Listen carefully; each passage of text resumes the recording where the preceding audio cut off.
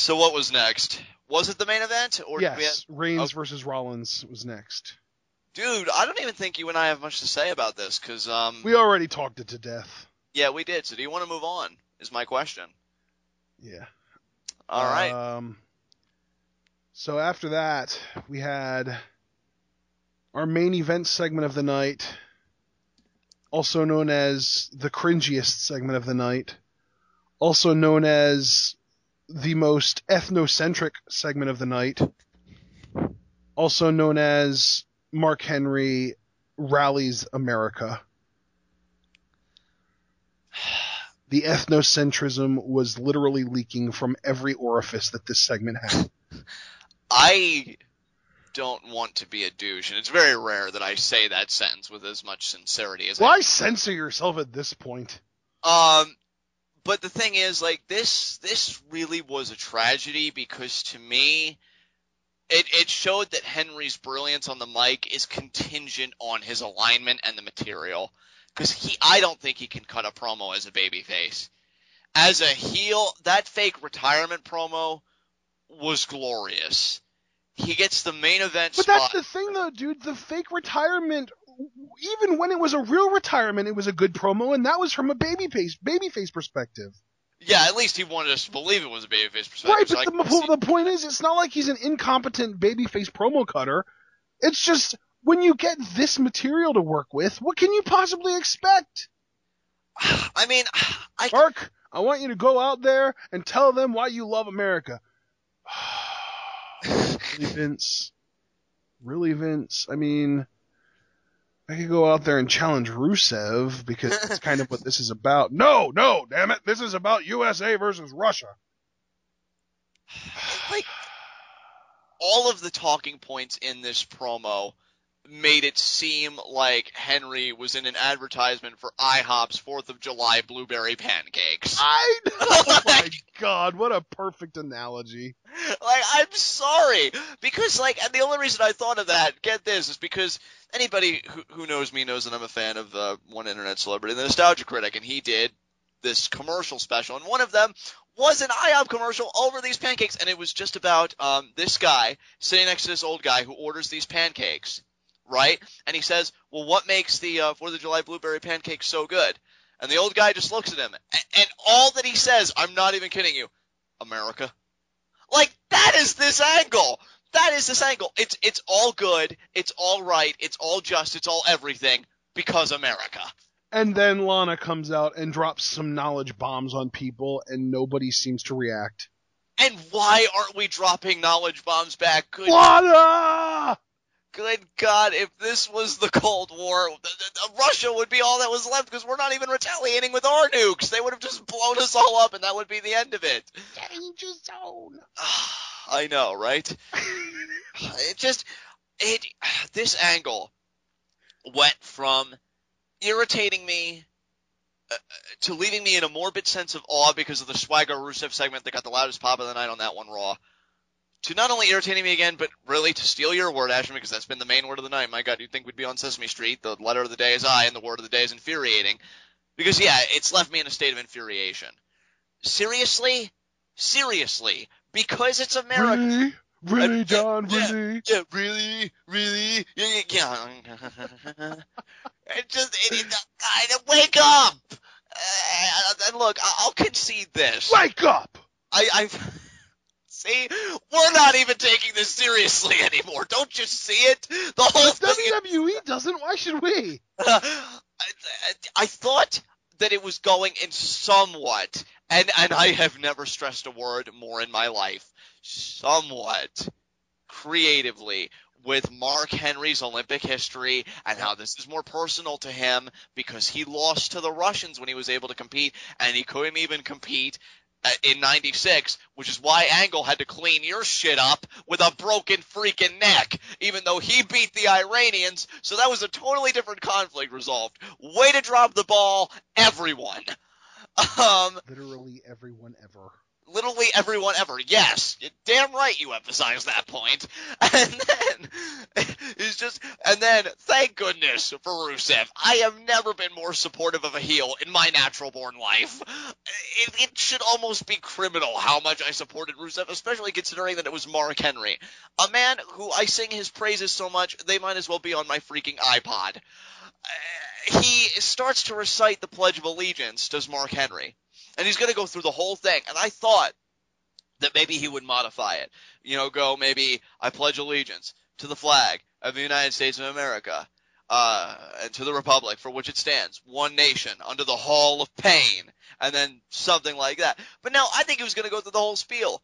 But then Rusev interrupts him, does whatever, gets a few kicks, gets a few blows.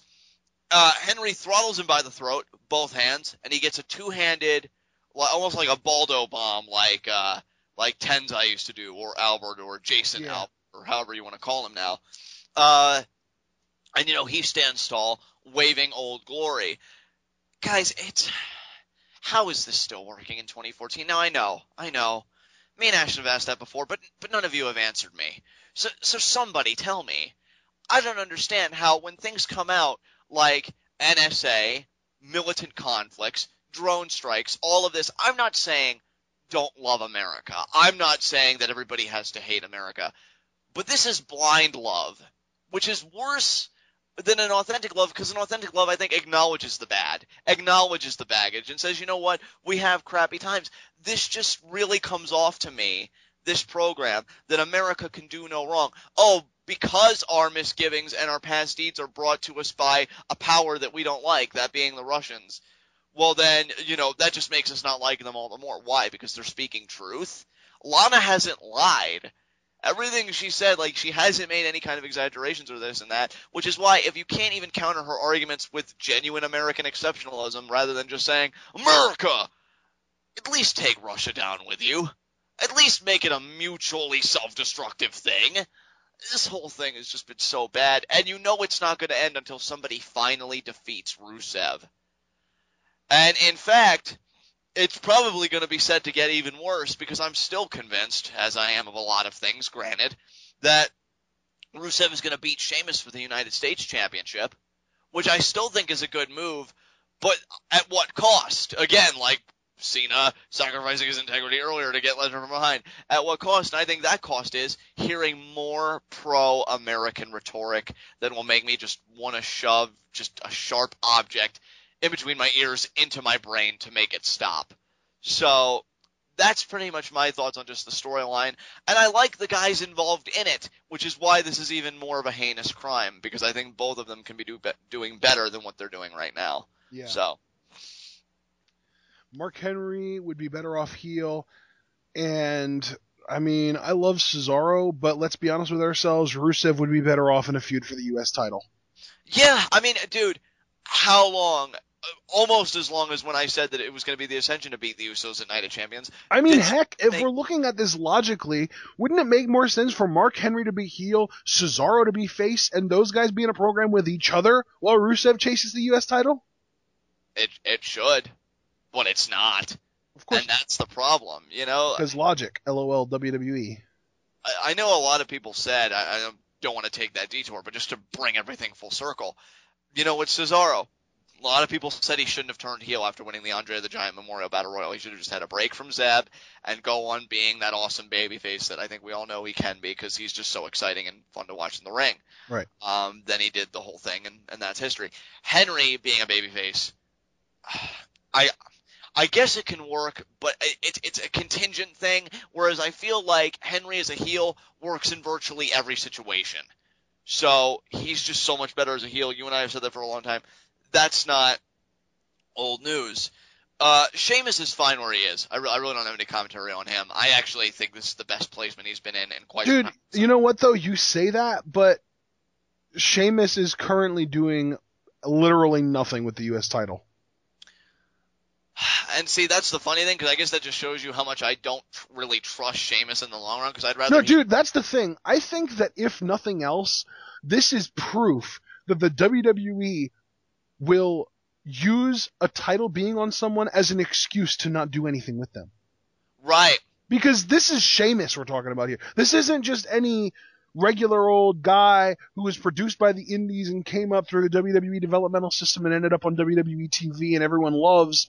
And the WWE's just like, oh, well, he has a title, so we don't care. This is Sheamus. This is the golden child. This is the next generation Triple H. This is the chosen one. This is the guy that everyone was saying is going to be John Cena 2.0 2 years ago. And now he's back and he is healthy and he is the United States champion, and they're doing nothing with him at all. Even Sheamus in character has kind of acknowledged this point. Like when he originally came back and he wanted to be world champion because it felt like forever to him since he's held that gold or been in that place of prominence. And you almost have to wonder, like, I do think Sheamus will come back because at least for guys like that, wrestling seems to hold true to its nature that it is cyclical. But, right now he really isn't doing anything. But again, to my original point, and I know it makes me a jerk, but I think it says a lot about, I guess, my lack of enjoyment of Sheamus in the main event scene, because I'd rather he be doing nothing in the mid-card and having matches like this and having matches against Cesaro at Night of Champions this Sunday than being in main event programs right now. Except, granted, I do have a curiosity about Sheamus versus Lesnar. I'd be lying if I said I didn't. But that's really the only thing. Other than that, I just think Sheamus is fine where he is, because I just don't want to go through another period where he's down our throats and what have you. And then that leaves Rusev, who, you really can't say much. If there was really anything wrong, I feel like he should have gone after the United States title by now. That's it. Everything else I think is fine. But I don't know. It's just the pro-American thing is nauseating. You made a great point, Ashton, that I'm glad I remembered it before we concluded our discussion of the segment, because that's another great point. If you're a foreign viewer of Raw, like internationally from other countries, whether it be Canada, any part of the UK, Europe, whatever, you're not going to be invested in this because this is about, pro USA, versus Russia. What investment do you have if you're from Japan or some other, place that isn't either of these two? And I wonder how the Russians feel given their legitimate political crises at the moment that, Lana, even in kayfabe, celebrates, Vladimir Putin as this hero and stuff like that. It's just such a weird storyline that I can't believe has any viability in this time of, in this age. So. Yeah. Let me ask you a little question here, John. Sure. If you could have one back, who would you want, Punk or Bryan?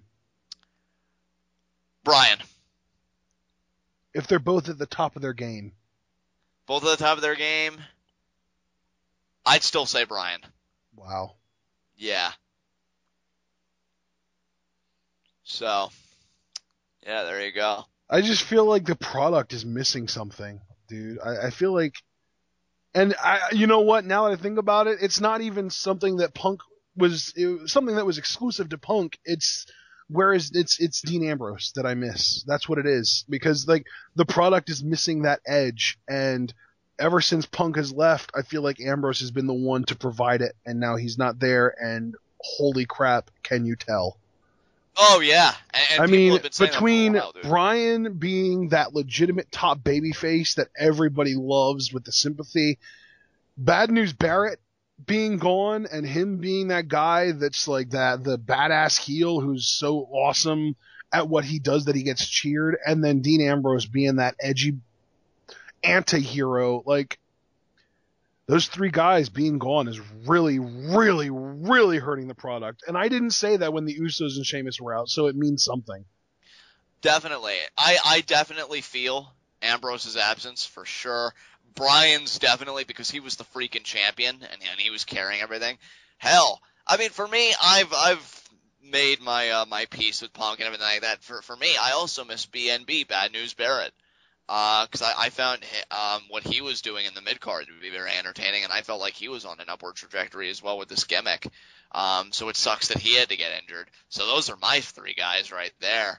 And yeah, all of their absences in one way or another, I think is felt. Again, especially Ambrose, which a lot of people I've heard say, even though he's gone to film a movie, thank goodness it's just that and not an injury, so he will be back inevitably. In fact, it seems imminent because it's probably going to happen at Night of Champions. But But yeah, like even being gone this long, you feel it. You feel the gravity of it. And then you get main event segments like this, where again, in one way it's commendable because it's diversifying the television presentation of letting an angle like this, in the mid card close a Raw, which really took me a second to connect the dots after Reigns Rollins concluded. I'm like, wait, it's 10:45. Or no, it was 10:54. I'm like, wait, there's supposed to be 6 minutes left, or maybe even 16, because Raw can go over its time. What's going to happen? And then I remembered, oh man, Mark Henry didn't even have his segment yet. So we got that, and I don't really think it measured up, or it was worthy of the segment that it got. In fact, I'm curious. I don't know if the numbers have been released already, but I'm curious how many people tuned into that third hour, like overall, and specifically if we could find out that one particular segment, because I'm wondering if there was like a massive drop off, because there was a football game in progress, wasn't there? Yeah, and that's another thing, dude. I actually just realized, you know how at the beginning of the show, John Cena said at halftime, you need to produce a beast or blah, blah, blah, blah, blah? Right. Well, that segment didn't end up happening until like 5 minutes till 10. So that would have been the legitimate halftime of one of the football games taking place, or what? Of the only football game taking place, as a matter of fact. Oh, wow.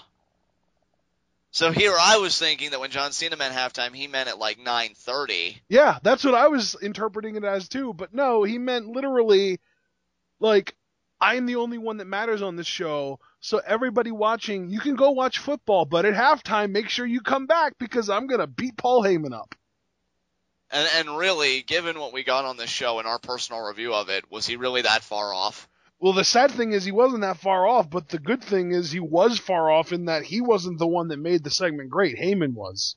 Exactly. And then obviously the presence of Brock Lesnar was amazing, but that's a different story entirely. Right.